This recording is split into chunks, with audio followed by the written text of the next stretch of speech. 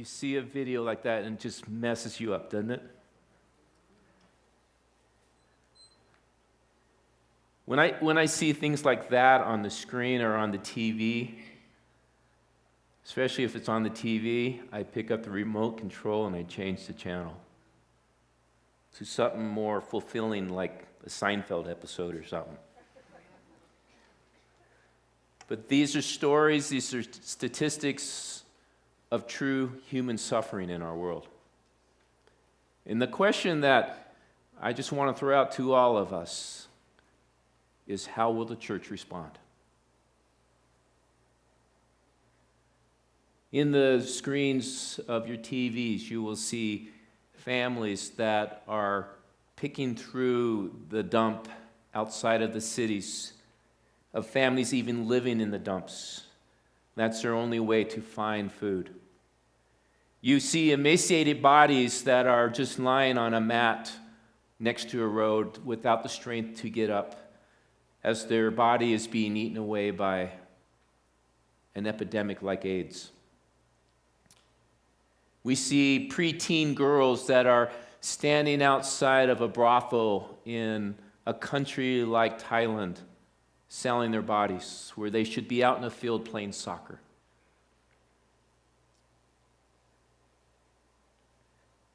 And then there's the cry of the orphans. This world seems so far away from us.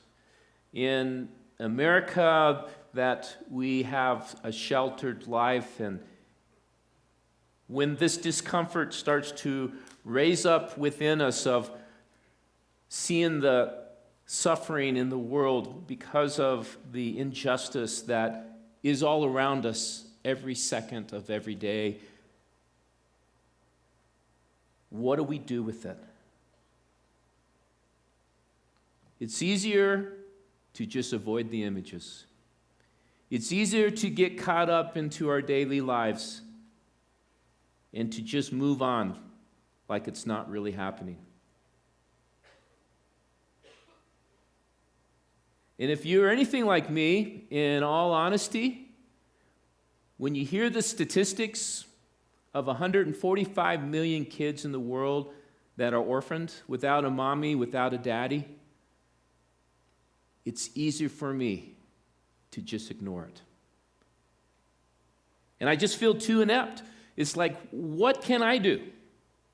What can one person do to change the world where there are countries where thousands of moms and dads are being killed by the AIDS virus right now?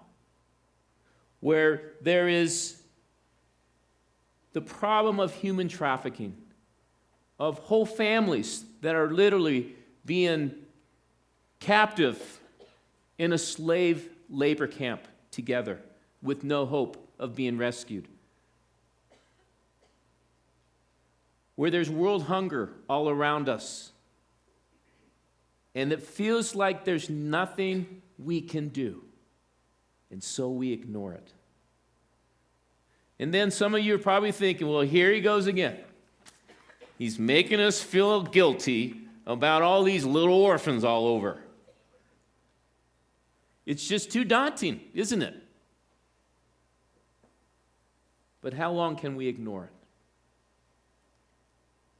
I think there comes a crossroads in our lives where we are confronted with true human issues of suffering, and God is working in our hearts, and the Spirit of God may be saying, just do something.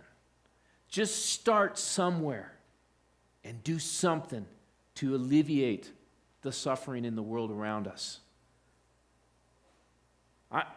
I quite frankly believe that God's created every one of us, every man, woman, and child in this room. He's created us with a need to make a difference. He's created us, if we would grab hold of the heart that God's implanted in us, that if we would grab hold of the heart of God, He moves us beyond ourselves to reach out a hand and to touch the life of someone else. We need to be a part of something that's bigger than ourselves. And the reason most of us live our lives today in a world that is not fulfilling, in a world where we're wondering, what in the world am I here for? The reason is we haven't answered the call yet. I think of these young men and women that are signing up in our military to go to countries like Afghanistan and Iraq to fight for our freedom. I think, what in the world is up with that? What do they have that I don't? It's this need inside of them that they want to make a difference. Jesus himself talked about this to his disciples in Matthew 16, verse 24. He said to his disciples, if anyone would come after me, he must deny himself and take up his cross and follow me. For whoever wants to save his life will lose it. But whoever loses his life for me will find it. What good will it be for a man if he gains the whole world yet forfeits his soul? And 2,000 years ago, a motley band of men gathered together and actually did what Jesus commanded them to do and literally have transformed Western culture. They embraced Jesus' values, they embraced his teachings, and they followed the lead of his Spirit, and God used them to change the world. Now, in relation to this cry of the orphans, most of you that have been coming to Canyon View for a while, you know that this is a passion of my heart and a passion of my wife Jane's. And I have no apologies about it. And some of you have heard the story that back in 2003, Joey was practicing soccer out in the soccer field, and I heard this radio commercial from Chinese Children's Adoption International about how the Chinese government had opened up to the world to adopt internationally these girls that have been abandoned by their parents because Chinese families are only allowed one child and they all want only a boy. And when I heard this story and I heard the dilemma that these girls are in, that what's going to happen to them if they're not adopted, when they age out of those orphanages, where are they going to go? And the Spirit of God came into the car and touched me, and I began to weep. And so I went home and told Jane, she's used to this from me. I said, Jane, I think we're supposed to adopt a Chinese girl. And she looked at me and she said, you are crazy. I said, well, just pray about it. And this went back and forth, and in my encounters with God, this just wouldn't go away. There was just something that he was simmering in my heart. And then in 2005, we went to a Stephen Curtis Chapman concert, and he sang about his three daughters that he's adopted from China, and I just began to weep and weep and weep. And I grabbed Jane by the arms and I said, I can't do this anymore. We've got to go get one. And she looked at me and went, oh no. And we walked out of the World Arena in Colorado Springs, and I looked at her and said, her name's Grace. You see, you think about these kids that age out of orphanages around the world because they have no family support.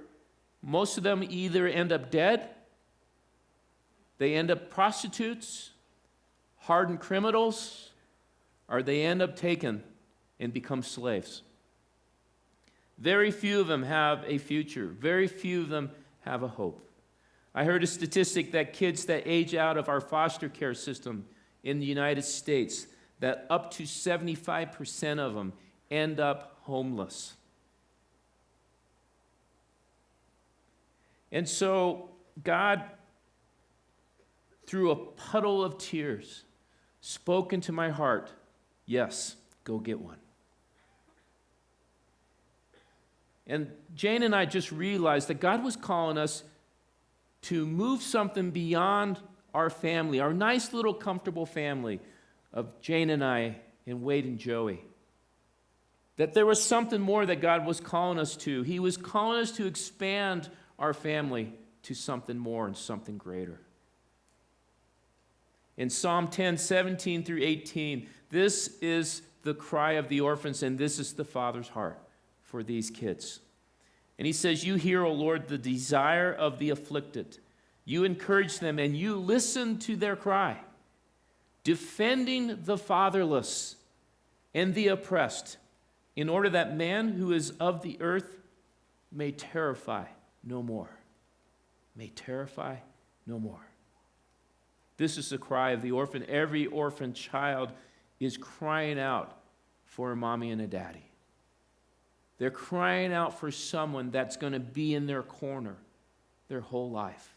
They're crying out for those that would defend them, that would love them, that would protect them and end the terror in their lives.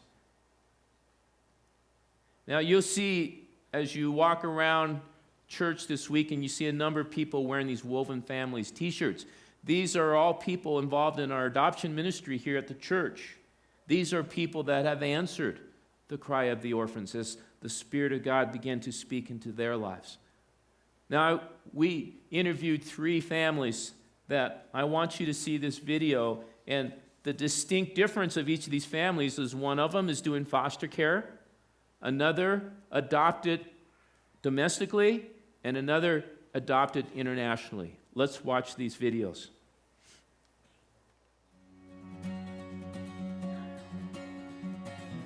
The reason why Connie and I do foster care, and you can ask her as well, is we wanted to do something that's bigger than ourselves.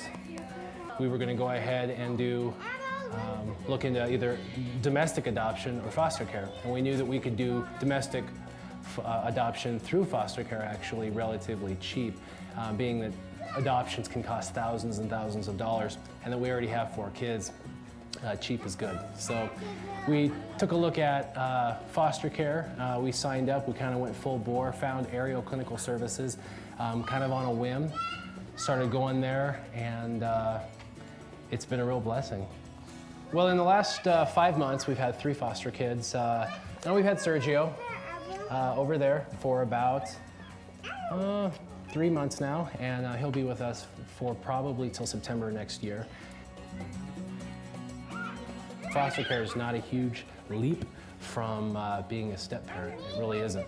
I met my wife. She had 2 kids, a 1 and a 3-year-old, Maddie and Dylan, and I leapt over and started being a parent to her 2 kids. And then we had 2 of our own. And when the foster care thing came up, as nerve-wracking as it was, it's basically like being a step-parent. It's been a great experience. They've just been little angels and really helped us to work together better as a family, I would say.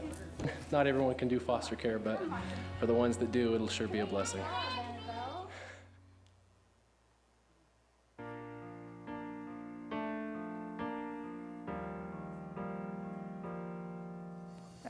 My name's Jessica Dangler, and I have 4 children. God told Jason, let Jason know that we should adopt, and he came and said, I think we need to adopt, and I said, no, thanks, I'm good. Jason just got a really clear answer that we were supposed to adopt from Ethiopia, and I said, all right, let's do it. Well, at first we were gonna adopt a baby. You know, 1 baby from Ethiopia was kind of how it was narrowed down. And then we got a couple videos of older children and watched all these videos of all these kids that need homes, that are older. I think our hearts went out to the older children because it's harder to adopt older children. You know, everybody wants to adopt a baby. We got the boys about 1.5 years ago. Where were you guys at before this? In Africa? What do you like better, Africa or here? Here. How come? Because we eat a lot here, and we don't eat a lot there. And we don't have nice clothes, nice food, not nice water, like that. I think it's a perfect picture of how we are adopted into the family of God. He was very clear, and he continually spoke. He spoke direction, and he spoke in blessings throughout the entire process. It's probably the hardest thing we've ever done, but I'm really thankful we did it. I would never change it.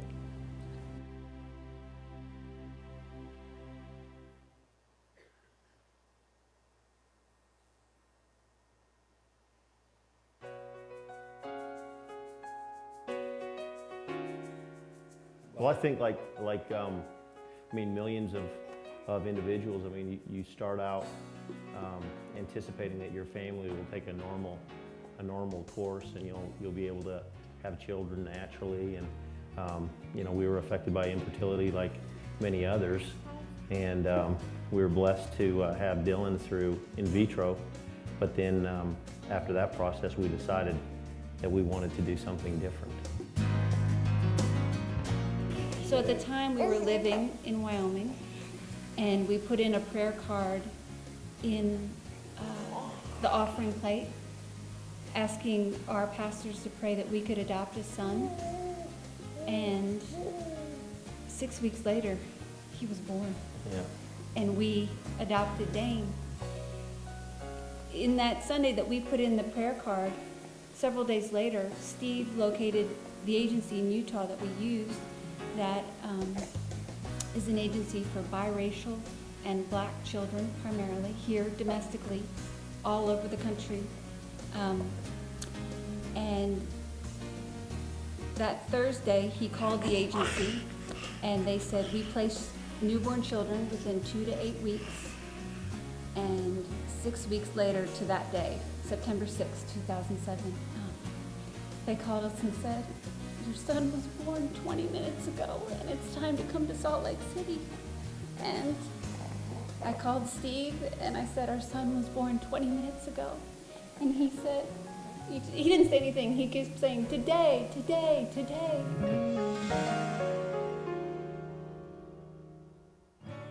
Well, our oldest is Dane, and he's from Detroit.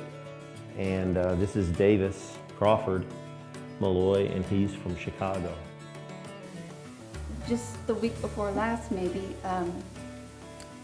I was at a birthday party, and the hostess of the birthday party asked, where in Africa are your boys from? I said, they're from Chicago and Detroit. And it takes people aback that, these special little guys are just a few states over. That's where these boys came from. I did it.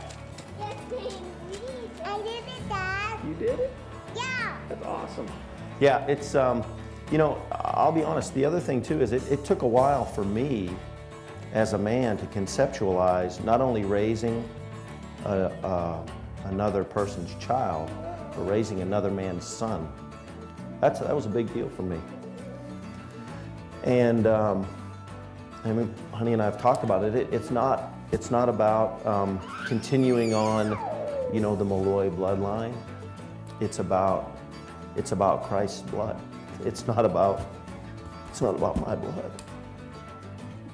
They're wonderful kids, and we're blessed tenfold more than what we bless them. They bless us tenfold what we bless them.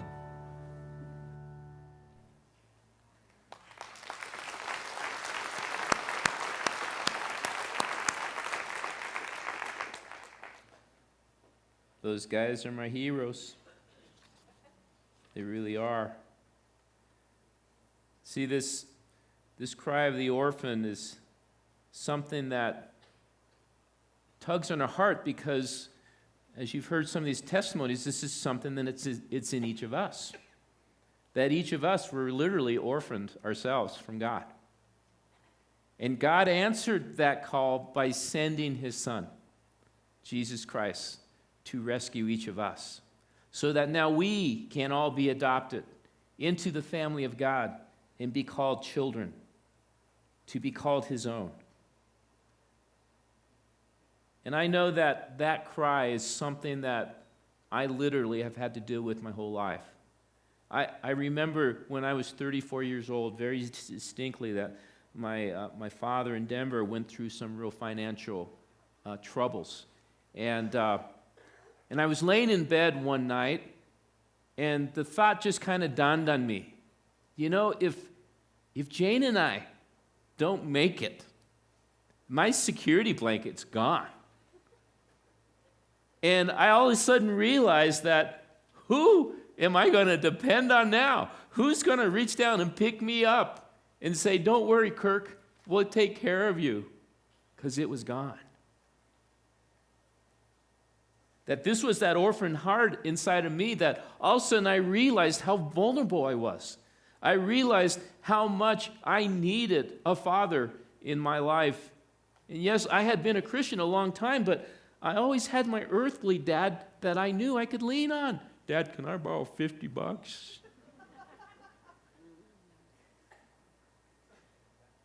But this orphan heart, what it does is it instills this insecurity within each of us, where we feel that sense of inadequacy, where we see our limitations, and we see that we are just one person in a world of billions.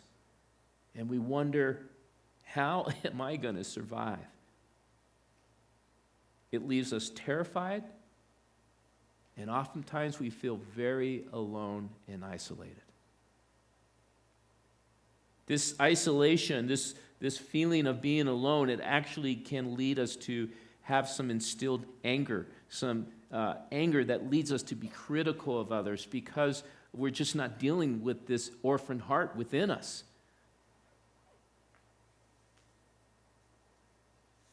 But it was when I turned to God in my experiences with Him in Psalm 9:10, it says, those who know your name will trust in you. For you, Lord, have never forsaken those who seek you. All of a sudden, these words from Psalms became life to me. And I realized that God was the only one that could step down, grab me by the hand, and lift me up and say, Kirk, I'm here for you. I will never leave you. I will never forsake you, and I will make sure you have enough. But I was 34 years old. What about a young child who's 3 or 4? And they're crying out for a mommy and daddy in their life. They're crying out for someone to reach down and lift them up and say, don't worry, I'm here for you forever.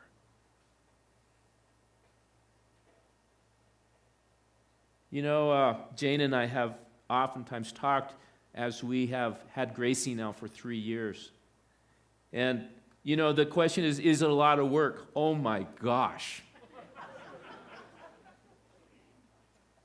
And I'm only home with her a few hours a day. Jane's with her all day. I just unbelievable how much a 4-year-old can wear out a 53-year-old man. And we think about how quiet our world would be without Gracie in it. It would be deafening, the quietness. But what haunts me is these 145 million kids that are out there. Who's going to be the one that's going to comfort them and be there for them? I thought many times of what would Gracie's life be like?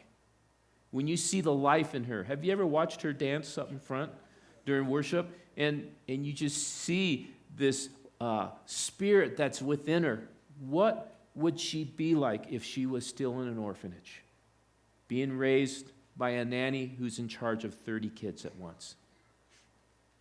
You hear, O Lord, the desire of the afflicted. You encourage them and you listen to their cry. See, this is the cry of the orphan. 145 million of them across the globe. And the scripture says that the Father knows their desires. The question is, what are we going to do? I did some research this week, and from the Chicago Tribune, because one of the things that people says is, you know, we are pretty taxed as it is. Financially, I don't think we could swing this. It says that we spend, Americans, $41 billion a year on our pets. That's astounding, isn't it?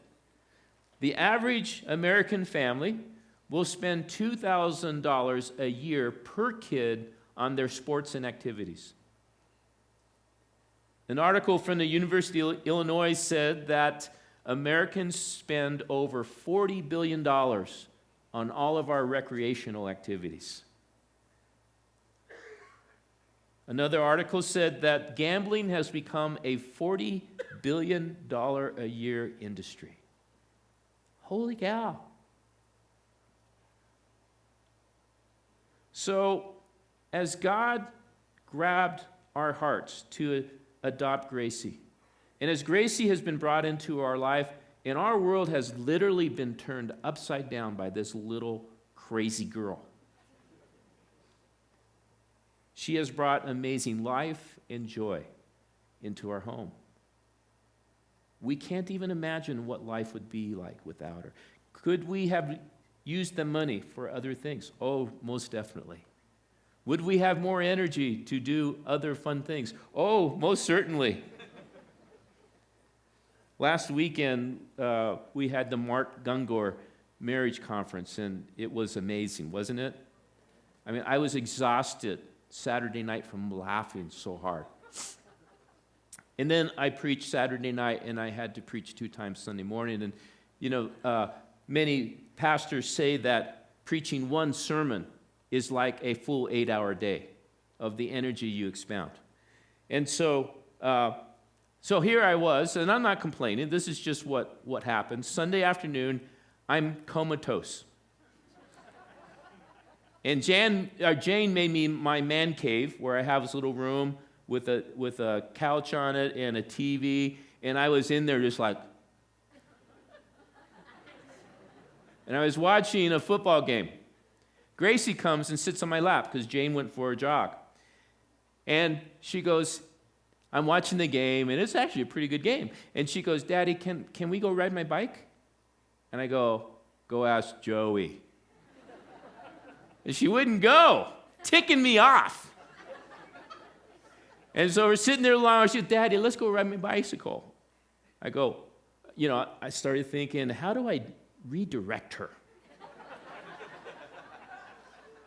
And I said,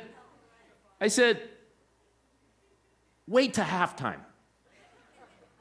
And so every commercial that came on, she goes, is it halftime? No, just wait. I'll tell you when it's halftime.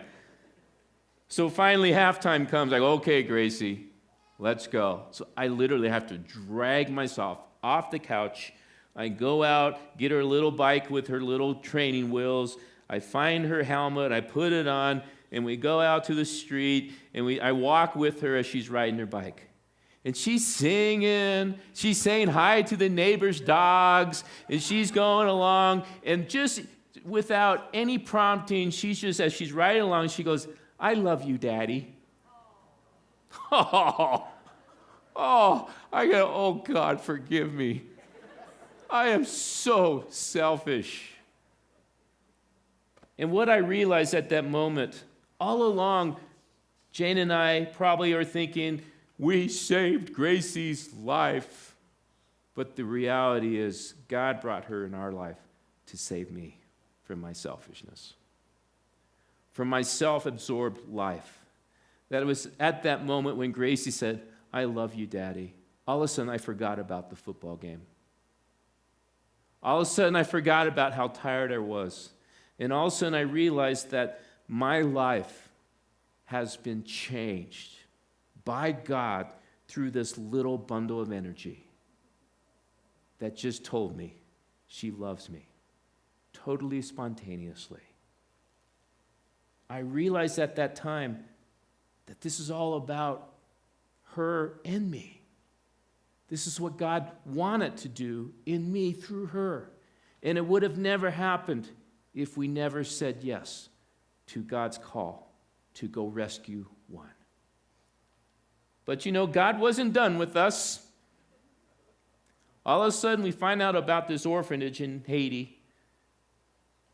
And through a series of circumstances, as we kept encountering God and encountering his cry, his answering the cry of the orphans, we felt that the Lord was calling us to go get one more.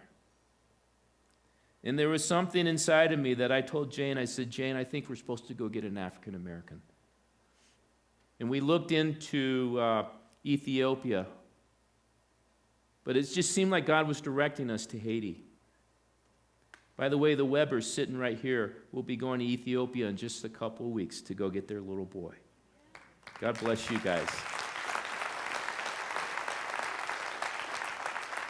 So as God was putting this in our heart to go get a little girl, another one, we get connected through this orphanage in Haiti. And we go down to Haiti in June, and God brings this little girl named Gertie into our life. And on your brochure of the Cry of the Orphans, you'll see on that the first page, that's our little girl, Gertie. She's so precious. And the one thing that Jane and I had a choice was whether or not we would say yes to one more. And I don't know about you, if you ever read the book of Jonah, there are some stinky things that happen when we say no to God. But the question that I want to throw out to us is, will we as a church answer God's call to possibly raise up to its finest hour? Will we as a church do what we can to alleviate the suffering in the boys and girls in Mesa County and in the world that are crying out for a mommy and a daddy, for someone to come in and alleviate the suffering of the world? You see, the reality is, in the whole scope of things, is God chooses to use the church to do the things on his heart. I don't know why he does this, because he could do it himself, right? God being all-powerful and all-knowing and has more money than 1,000 cows on 1,000 hills, right? God could do it, but he chooses to use us. And I think he chooses to use us because of little girls like Gracie that will speak life into us. I'm going to have the worship team come up. So as we talk about foster care, as we talk about adoption, we all have a very wide spectrum of age here. Many are too young to adopt right now. Others are way too old to adopt now. And I understand that. Others, you are in a place in your life that it's just impossible for you to even consider this. But there are many other things that we as a church can link arms together, and there's ways that we can make a literal difference. And I believe in hundreds of kids' lives. Here's what we can do. On your flyer there of the Cry of the Orphans, you'll see a list of many things that you can do to help the Cry of the Orphan. I'm just going to highlight a couple that I want to say a little more about. One of the things that Steve Malloy and Justin Witt, they came up with this idea of, let's put together an emergency closet of goods for kids that are taken into foster care. If any of you know anything about foster care with the Department of Human Services here, is that there are many times that a kid has to be taken out of the home in an instant to protect their lives. And these kids are taken out of their homes without anything, literally nothing but the clothes on their back. And so we want to have a closet that has like toothpaste, that has toothbrushes, clothes, diapers, many things that a social worker can call us and say, hey, I have this 3-year-old kid we have to take out. Can you help us? And we can say, I'll meet you at the church. Let's go to the closet and let's get what these kids need. So we're going to ask you to pray about that, and there is a sheet of paper that you can get out in, where is that table with that? In the back or in the foyer? In the foyer, where it has a list of things that you can bring next weekend when we do One Day to Feed the World that you can bring that stuff in, and we're going to have a trailer here where we're going to put all the supplies in there and start the closet. The second thing you can consider doing, and so many times we just say this to do the Christian thing. We say, I'll pray for them. No, I mean pray for them. To pray for families that are adopting right now. Ask Jane and ask the adoption team, give me the names of families that are in process of adopting right now, because I want to daily pray for them. To really go to your knees on their behalf and intercede for them. To pray for those that are doing foster care. The other thing that you can do is support families that have adopted or doing foster care by being like a surrogate grandma or grandpa, or a surrogate aunt and uncle, that you say, let me take your kid, our kids, for an hour or two and give you some respite. Susie Lane and Gracie, Susie sings in the worship team, have this amazing relationship. It's just incredible to watch. And I talked to Lane this week, and Lane said, because they watched Gracie last weekend during the marriage conference, and Lane said, you would think when we spend time with Gracie like we did that it would make us want to adopt a little girl ourselves. He said, Susie and I talked, we don't want to adopt another girl ourselves. We just want Gracie. I can see through the years that Gracie and Susan are going to have this relationship that's going to grow and develop, and it's a very special thing.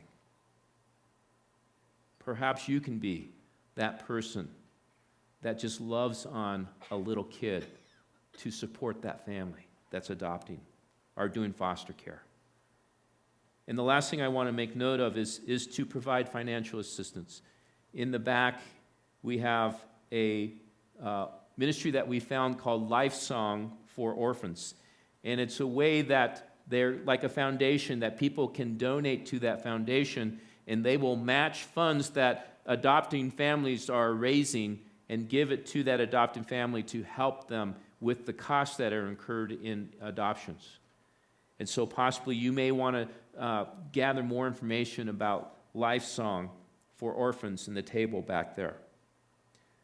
There's other ministries and organizations that are here. We have Department of Human Services that we invited to be here. We have agencies like Gateway Youth and Family Services and Ariel in our community that work with kids. We have partners that maybe you could just partner with a kid that needs an adult to just hang out with them an hour or two a week.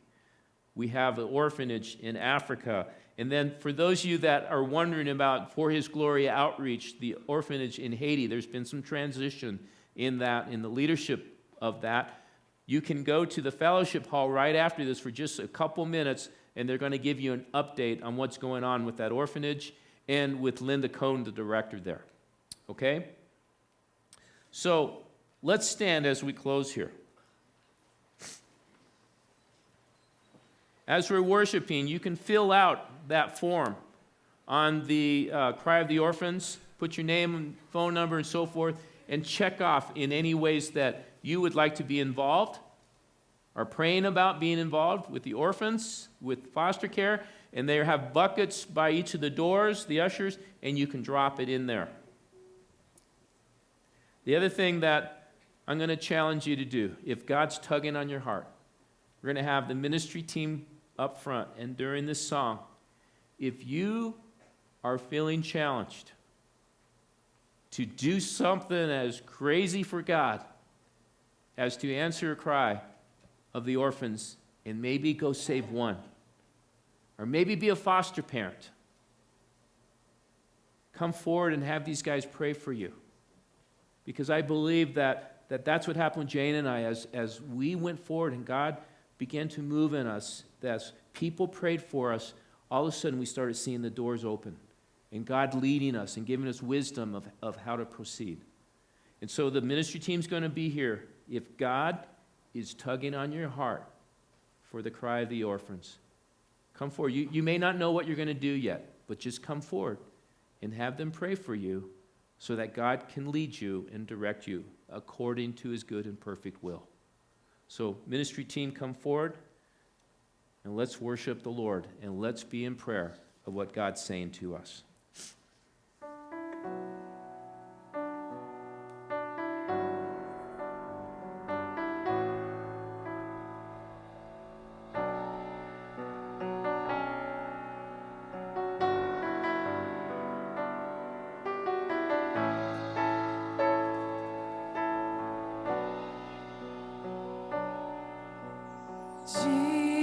Jesus, here I am, your favorite one.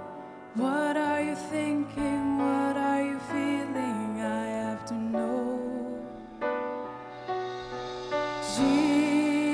Jesus, here I am, your favorite one. What are you thinking? What are you feeling? I have to know. For